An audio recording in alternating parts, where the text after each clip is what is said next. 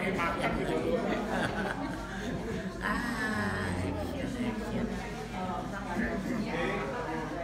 Silakan kembali ke kursi saudara. Kita akan segera memulai.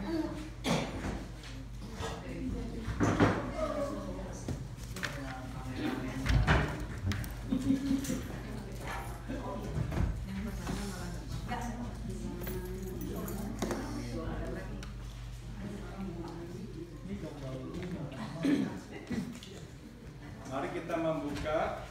Halo Om. Kitab Bilangan pasal 16. Turn your Bible please to the book of Numbers chapter 16.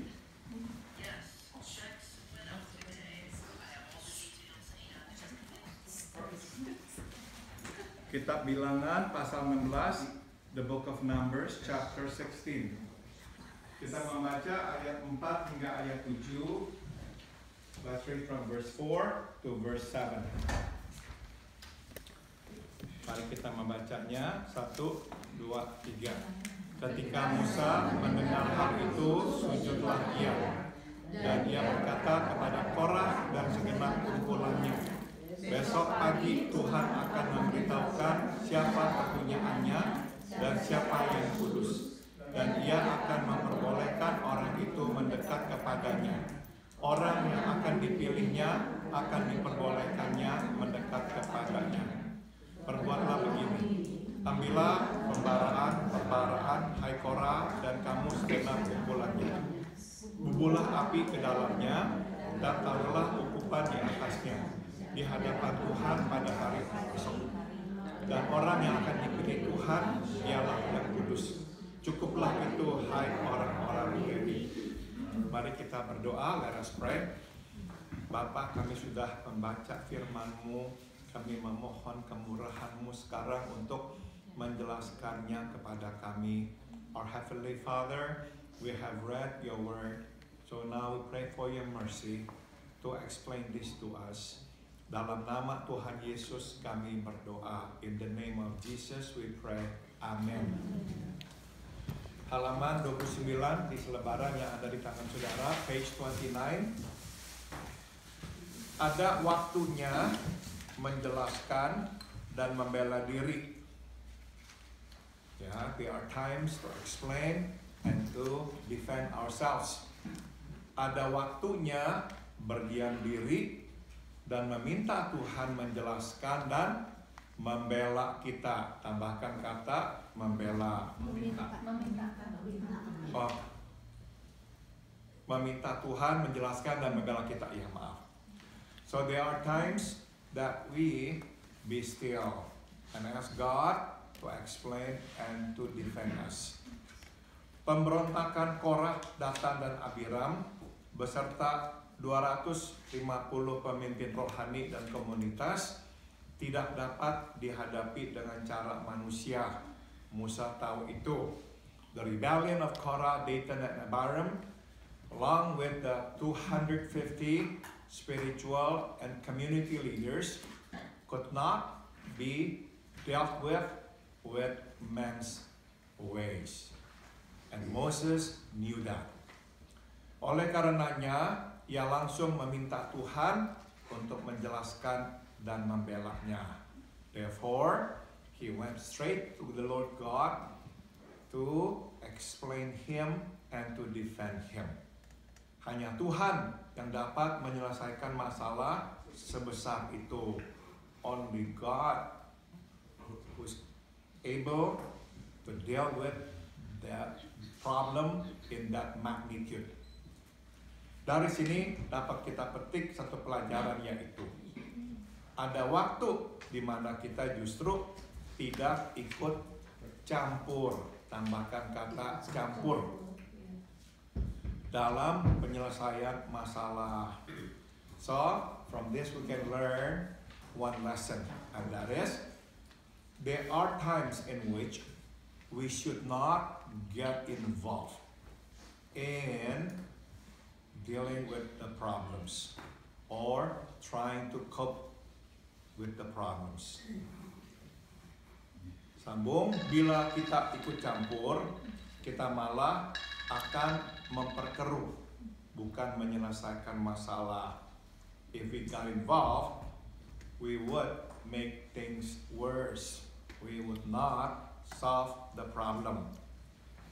Jadi, biarkanlah Tuhan mengambil alih dan menyelesaikannya dengan cara Tuhan. Tambahkan kata Tuhan.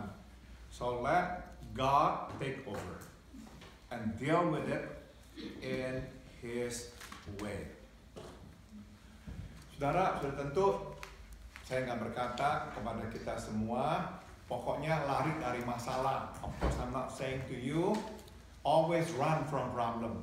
Tidak ya, kita mesti menghadapi masalah. Jadi pada umumnya, sewaktu masalah muncul, kita hadapi. So in general, the principle is, we must face the problem. Tapi ada waktu, saudara, memang yang terlebih baik adalah justru tidak terlibat atau ikut campur. Justru lebih baik kita diam dan biarkanlah Tuhan yang menyelesaikannya.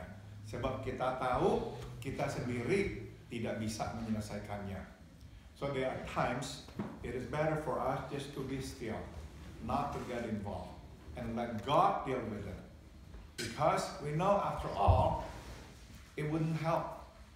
We would not be able to do anything about it. We might even make things worse. Jadi perlu memang kejelian untuk bisa melihat kapan kita harus menghadapi, kapan kita harus diam. So it takes discernment. We have to ask God for discernment. To be able to discern when to get involved and when not to get involved. Sambung. Kita mesti bijaksana, jangan asal tabrak. Tambahkan kata tabrak. So we ought to be wise. We should not be like reckless. Whatever comes up, boom, deal with it, try to solve it. No, we should not be reckless in solving problem. Even though walaupun maksud kita baik sebetulnya mau menyelesaikan masalah, tapi jangan asal tabrak. Even though we may actually mean well, we want to do something about it, but it is important not to be reckless in solving problem. Musa tahu kapan ia harus maju dan kapan ia harus berdiam diri dan meminta Tuhan maju. So Moses knew when he had to step forward and when he had to be still and ask God to step forward. Di saat genting itu, Musa memukul bola ke lapangan Korah kembali. In that critical moment, what Moses did was, he hit the ball back to Korah's court. Korah dan rekan menggunakan alasan rohani, tambahkan kata rohani.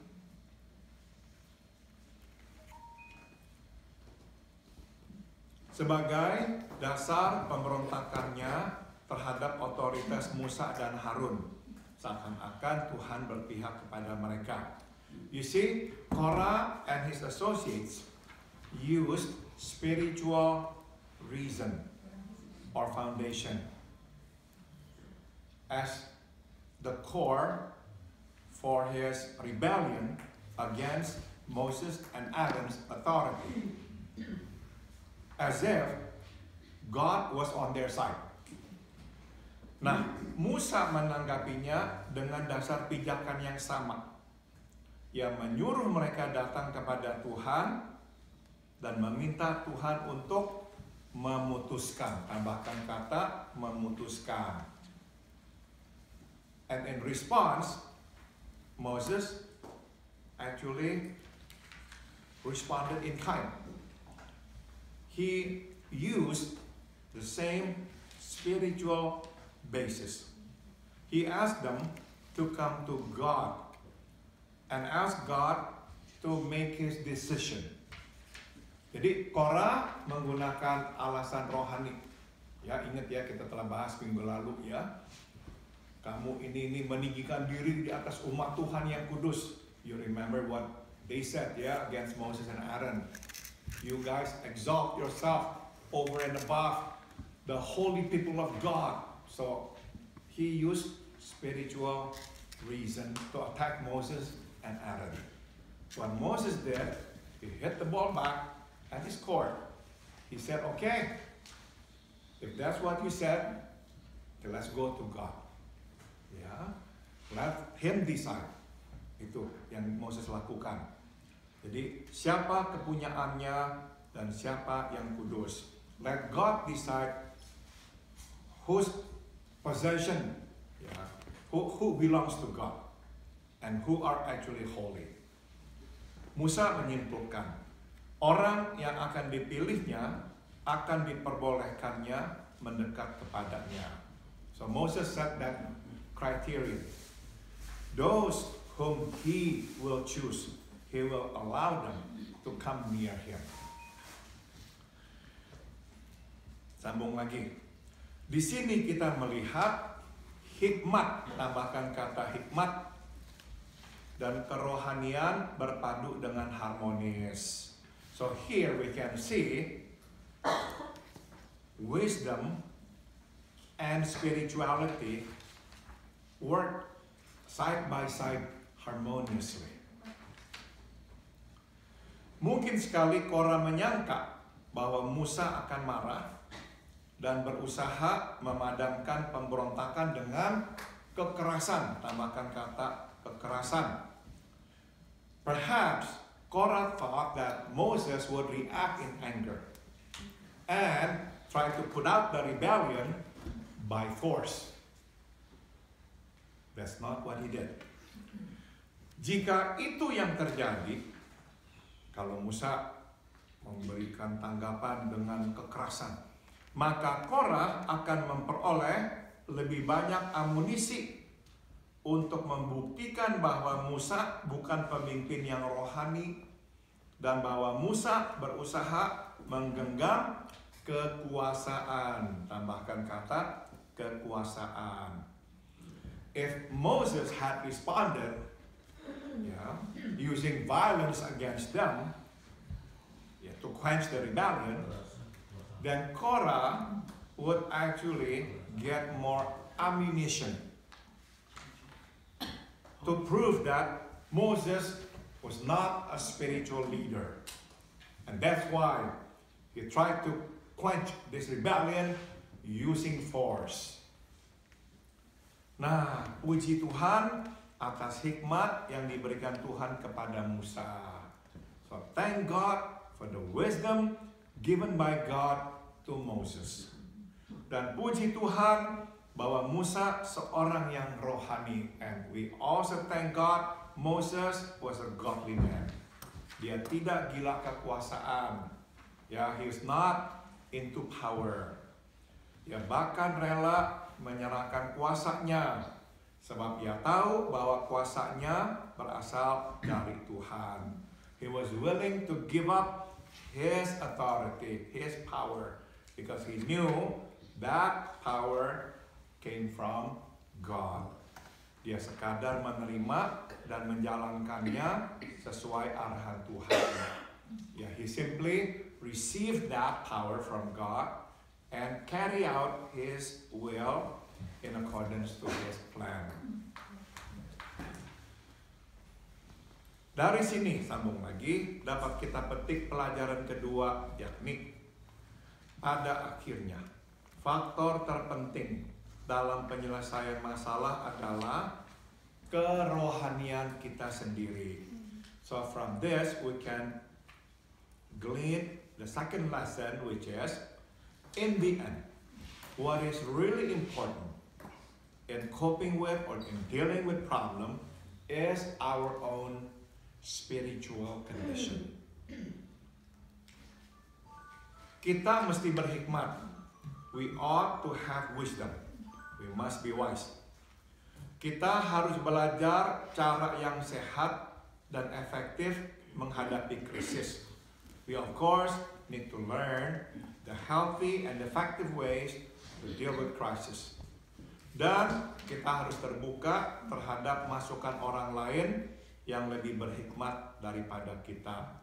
And we ought to be receptive to input from others who are wiser than we. Namun hikmat sendiri tidak cukup. But wisdom in and of itself is not enough. Ya, kita juga harus memiliki kerohanian yang baik. We must have a good spiritual life. We must be godly.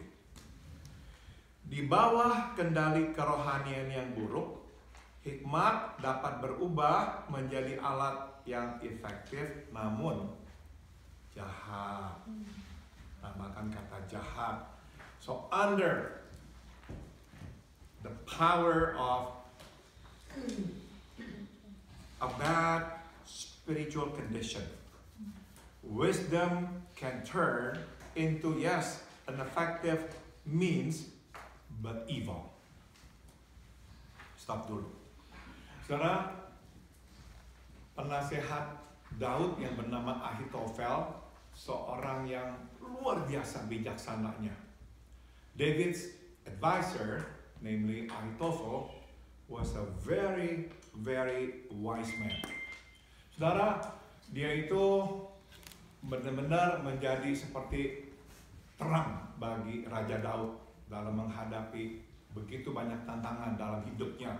So for the longest time, he was like the light that shone above David in dealing with all the problems that came his way.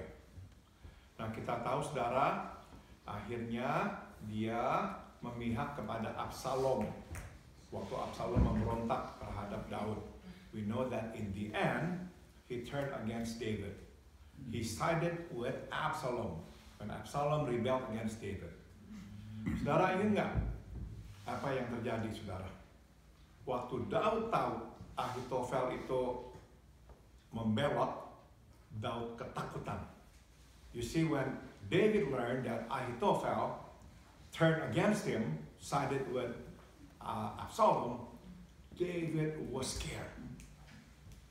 Saudara, Daud tidak takut dengan tentara-tentara yang di bawah komando Absalom. Daud takut dengan Ahitofel karena dia tahu Ahitofel seorang yang jenius. He was not afraid of Absalom's army. He was afraid of Ahitofel because he knew Ahitofel was a genius man. Saudara, Ahitofel dipanggil sama Absalom dan ditanya, apa yang mesti saya lakukan sekarang? Setelah dia beserta pasukannya berhasil menduduki ibu kota negara Yerusalem. After Absalom took over the capital city, Jerusalem, David ran away. Absalom summoned Ahitofel and asked him, what should I do now? Ahitofel memberikan nasihat. He gave Absalom this advice. Malam ini juga kamu serang Daud. Dia dalam keadaan kocar-kacir, takut, lemah. Dia dalam titik paling rawan. Kamu serang malam ini, pasti Daud kalah. He said David was at his weakest point. The morale of his people were down. They had to run from Jerusalem. So David was at his most vulnerable point. If you attack him tonight, you will overpower him. Kedua, dia berkata, hari ini juga kamu bangun tenda di atas istana. 10 selir Daud yang ditinggalkan oleh Daud, kamu tidur satu persatu. He said, you build like a tent on top of the roof of your palace, and then you take 10 concubines of David that David left to take care of the palace, and you sleep with them one by one. Dengan cara itu, orang yang tadinya takut-takut, ragu-ragu, ikut Daud apa ikut Absalom, lihat kamu berbuat begitu, nggak bisa enggak, takut sama kamu, dan akan ikut kamu. He said, when the people of Israel saw what you did, they would see how terrible you are, how terrifying you are, and they would follow you. Those who were like in between now, not sure to follow David or follow you, when they saw what you did, they would definitely follow you. Saudara, Absalom ikuti nasihat yang kedua itu. Dia tiduri semua selir-selir Daud di atas. Kemudian dia mau serang Daud apa tidak. Daud sudah kirim penasehatnya yang lain, Hushai. Dan Tuhan pakai nasihat yang kedua ini menggagalkan nasihat Ahitofel.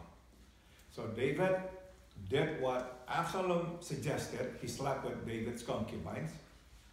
But then he did not follow through with the first advice to attack David that very night.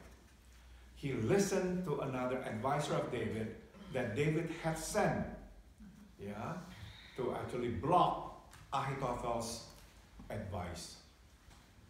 Of course, it was the work of the Lord. Hushai berkata, jangan serang. Kamu kalau serang, kamu pasti kalah. Papamu itu petarung yang tangguh, pasti sedang bersembunyi. Nanti kalau kamu kalah, orang Israel akan takut. Hushai said to him, don't attack David. Your dad knew, the wilderness, the jungle, the forest, and of course now he's in hiding. If you lost the war tonight, if you lost the battle tonight, you would lose the war. Israel will not follow you. So Absalom decided not to attack. Apa yang Ahitofel lakukan malam itu juga? The Bible said what Ahitofel did that night. He went home and then he put his house in order and then he hanged himself. He knew, even though it hadn't happened yet, David would win. Absalom would lose. He knew it. That man was a genius man. And he was right. He was right. Absalom was defeated by David. Because David was able to muster his troops, given the time given by Absalom. So he knew he would die anyway. It's just a matter of time. So that very night, he came home, he put his house in order, and he hanged himself. Saudara, jadi hikmat tanpa takut Tuhan, tanpa kerohanian, menjadi sesuatu yang sangat jahat. So you see now, wisdom without godliness, without God, will become a very evil means, a very evil tool. That's why the most important is godliness. Sambung lagi. Sebaliknya, di bawah kendali kerohanian yang baik, hikmat akan berfungsi seharusnya. On the contrary, under godliness, wisdom will function as it's supposed to. Menjadi alat untuk membukakan pintu yang tertutup, to be a tool, a means to open the closed door. Menjadi penjahit untuk merekatkan kain relasi yang tercabik, and to sew a cloth that has been torn apart. That's what wisdom is supposed to do or supposed to be. Jadi terpenting adalah di bawah kendali kerohanian yang baik, hikmat akan dipakai Tuhan. Tambahkan kata dipakai. Untuk meluruskan jalannya dan menggenapi rencananya. So the most important thing is, what's important is this, under godliness, wisdom will be used in the hands of God to pave the way and to fulfill His plan. Jadi perlu dua-duanya. Sambung, kita akhiri. Mohon perhatikan, Musa tidak berkata, saya kepunyaannya, saya adalah orang yang dikuduskan dan dipilih Tuhan untuk memimpin bangsa ini. Please note, Moses here did not say, I belong to God. He has sanctified me, set me apart, and He has chosen me to lead these people. He did not say that. Dia hanya berkata bahwa Tuhan akan memberitahukan siapa kepunyaannya, siapa yang kudus. He only said, God will let you know, who belong to whom, and who is actually holy, who has been set apart by God. Nah, tanggapan Musa menarik dan layak ditelisik. This is a very good response for us to think about. Sudah tentu ia jelas tahu bahwa ia adalah kepunyaan Tuhan dan bahwa ia kudus dalam pengertian dipisahkan, tambahkan kata dipisahkan. Tuhan untuk mengemban tugas memimpin Israel ke tanah yang dijanjikan. Of course, Moses knew that he belonged to God, that he had been sanctified by God. In the sense, he had been set apart by God to lead Israel to the promised land. Namun, ia tidak mengatakannya. Atau lebih tepat, ia tidak mau mengatakannya. Tambahkan kata mau. But he did not say so. Or, more accurately, he did not want to say it. Mengapa? Why? Why didn't he say that? Saudara, apakah Musa salah kalau Musa berkata, saya yang dipanggil Tuhan, saya yang diberikan oleh Tuhan otoritas melakukan 10 mujizat dan sebagainya. Would it be wrong if Moses had said, well, God was the one who called me. Remember, he gave me the power, the miraculous power to do the 10 plagues, miraculous plagues. He would not be wrong. He could have said, it was I who was used by God to order the Red Sea and divide it into 2. Semua masih ingat, semua masih jelas di ingatan mereka. Everybody still remember what Moses did when he divided with the power of God the Red Sea so the people of Israel could pass through. Tapi yang menarik adalah, saudara, Musa tidak menyebut-nyebut semua itu loh. But what's interesting is Moses did not mention any of that. Coba kita taruh diri kita dalam diri Musa. Kira-kira kita akan sebut nggak semua itu? If we were in Moses' shoes, would you have actually said all these things, I'm sure we would have. I would have. Kita akan berkata, saya yang dipilih kok, saya yang ditabis kok, saya yang diapakan, saya akan diapakan kok. We would have said, well, you see the fact, I was the one who was appointed and so forth. Tidak. He did not say that because he did not want to say that. Why? Besar kemungkinan karena ia tidak berani mengklaim hak itu. Why did he not say that? Most likely because he dare not make that claim. He dare not make that claim. Ia sadar bahwa ia orang berdosa. He knew he was a sinner. Dia tidak berhak mengklaim diri sebagai orang yang istimewa. He knew he had no right to claim himself to be a special kind of person, chosen by God and whatnot. No. Inilah pelajaran ketiga dan terakhir buat kita. Kita semua orang berdosa. Tidak seorang pun istimewa. Tambahkan kata istimewa. Yang ada hanyalah nasi goreng istimewa. Orang enggak ada yang istimewa. Oh, remember that.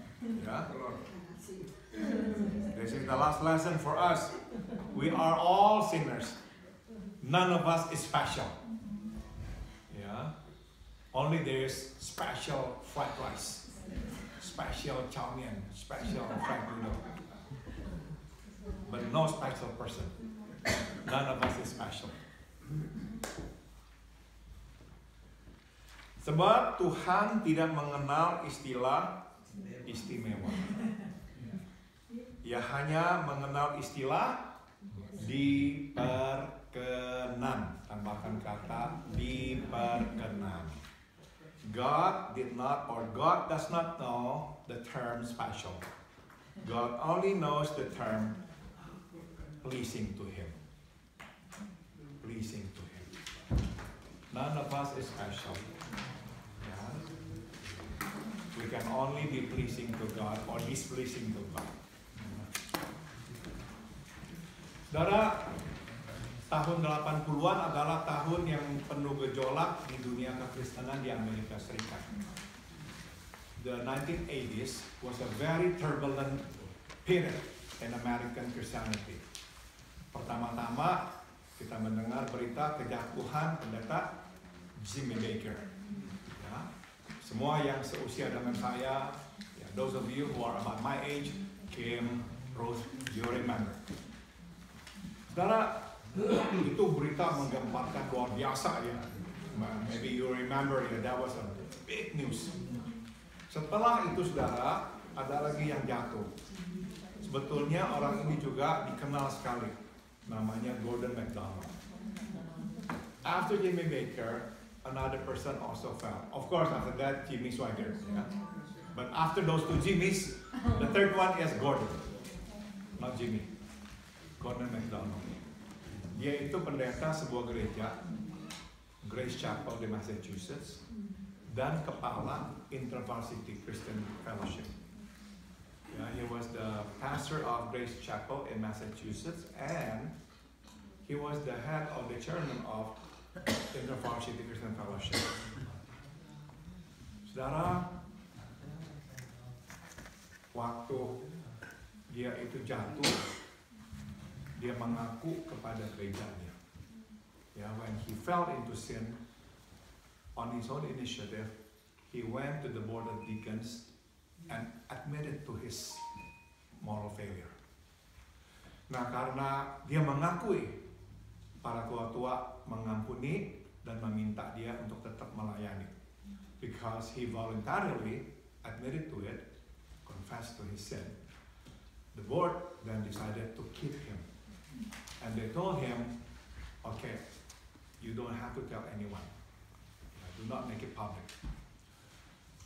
Waktu Jimmy Swaggart jatuh, tiba-tiba ada surat beredar di gerejanya yang membongkar kejatuhannya pendeta Gordon MacDonald. But after the fall of Jimmy Baker, a letter, anonymous letter, began to circulate among the church members that he pastored, telling the people that our own pastor have also fallen into sin. Nah, begitu pendeta Gordon MacDonald tahu, dia langsung mengundurkan diri.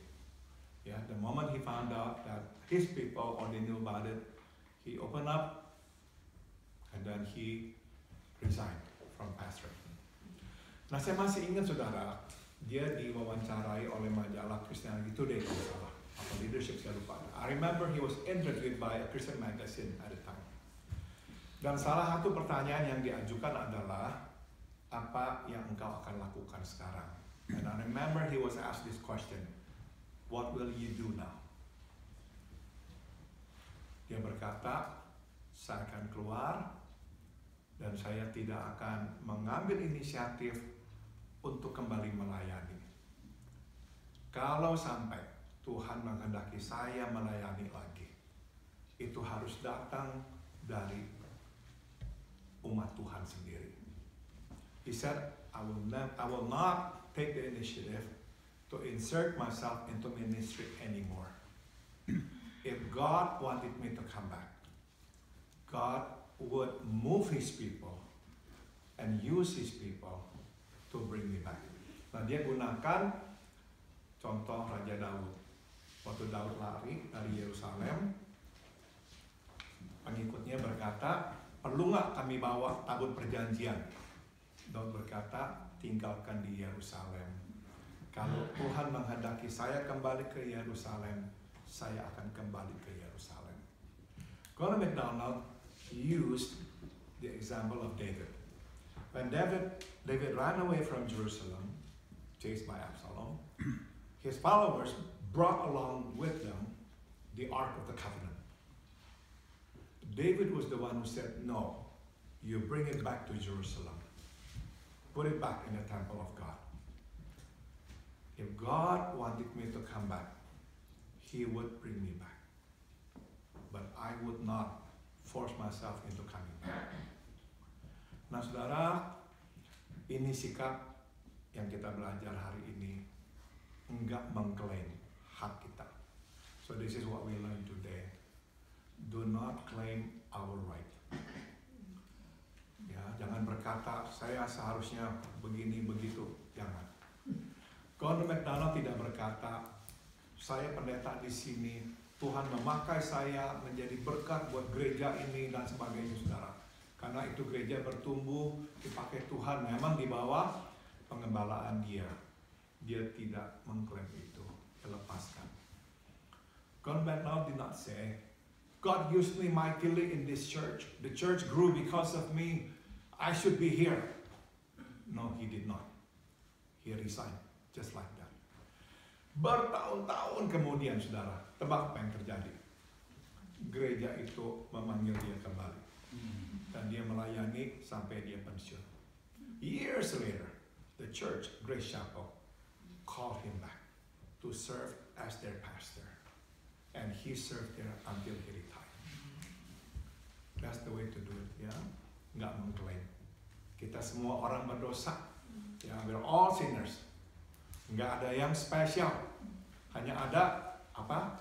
Nasi goreng special. There's only special fried rice. No special people. Oke, kita berdoa. Let's pray. Terima kasih atas pelajaran yang Kau ajarkan kepada kami siang hari ini.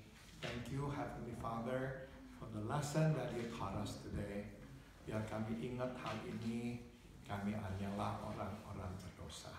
Help us always remember the simple truth. We are sinners. Kami mempunyai segalanya karena kasih karunia-Mu. We have everything simply because of Your grace. Dalam nama Tuhan Yesus kami berdoa. In the name of Jesus we all pray. Amin. Terima kasih. Kita sekarang masuk ke dalam kelompok doa kita.